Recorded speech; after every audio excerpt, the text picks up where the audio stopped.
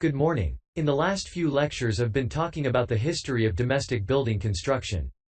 But today I want to begin looking at some contemporary, experimental designs for housing.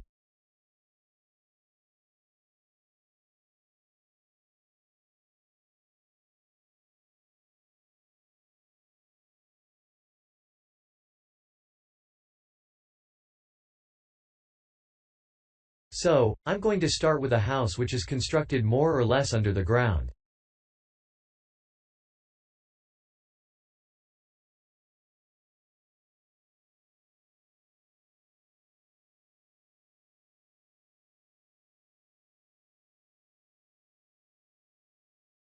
And one of the interesting things about this project is that the owners, both professionals but not architects, wanted to be closely involved, so they decided to manage the project themselves.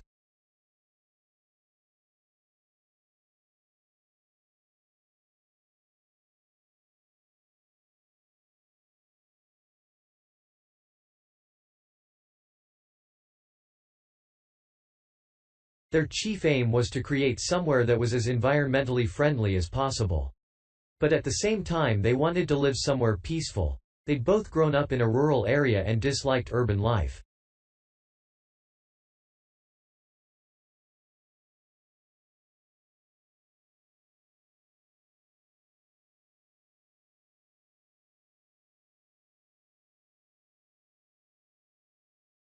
So the first thing they did was to look for a site. And they found a disused stone quarry in a beautiful area.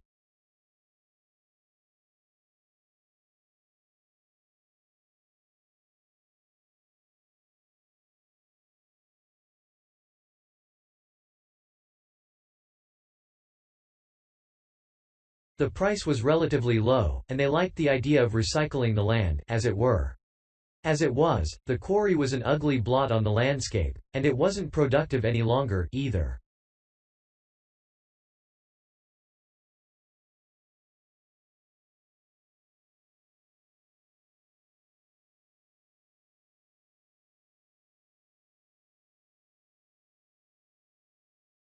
They consulted various architects and looked at a number of designs before finally deciding on one. As I've said, it was a design for a sort of underground house, and it was built into the earth itself, with 2 stories.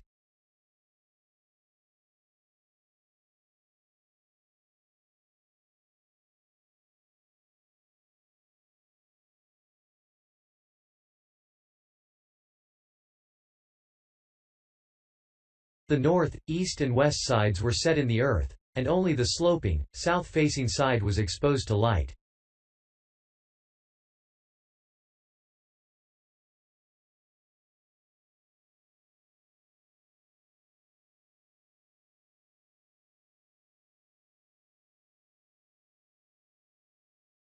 That was made of a double layer of very strong glass.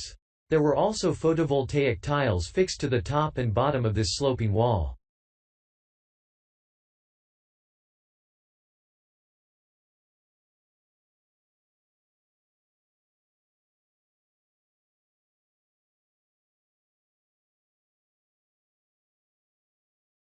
These are tiles that are designed to store energy from the sun. And the walls had a layer of foam around them too, to increase the insulation.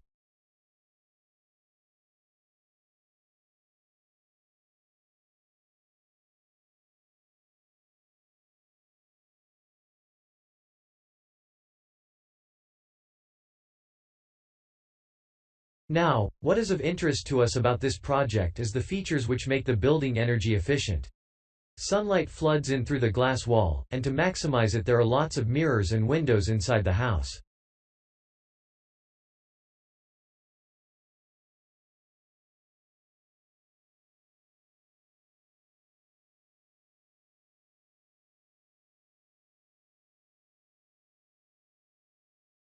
That helps to spread the light around.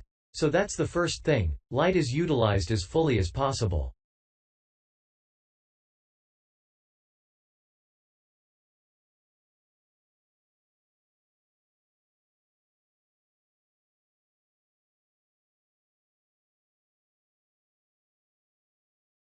In addition, the special tiles on the outside convert energy from the sun and generate some of the house's electricity.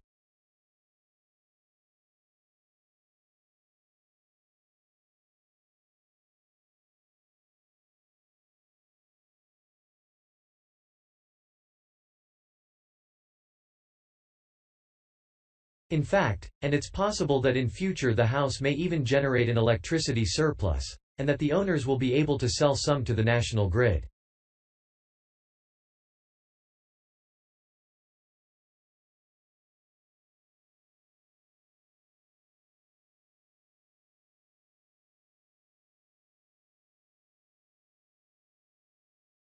As well as that, wherever possible, recycled materials have been used.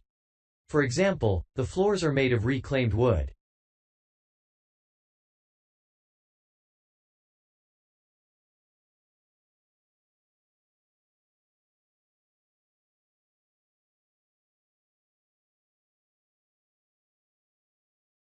And the owners haven't bought a single item of new furniture, they just kept what they already had. And then there's the system for dealing with the waste produced in the house.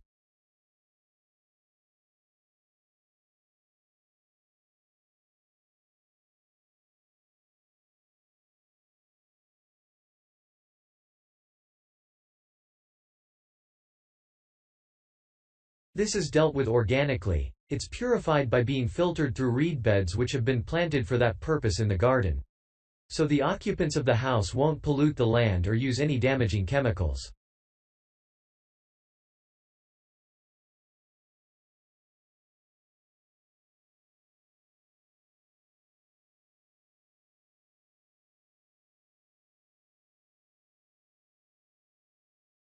It's true that the actual construction of the house was harmful to the environment, mainly because they had to use massive amounts of concrete, one of the biggest sources of carbon dioxide in manufacturing.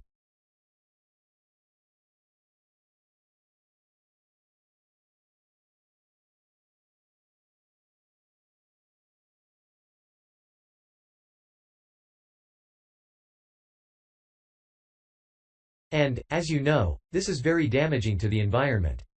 In total, the house construction has released 70 tons of carbon dioxide into the air.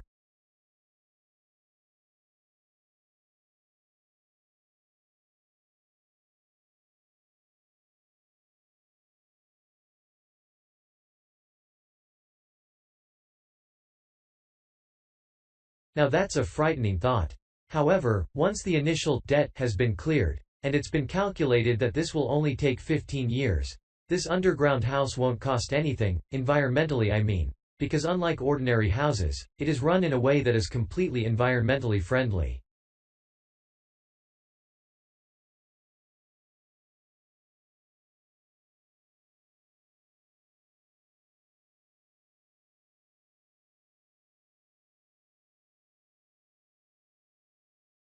So, eco-housing like this is likely to become much more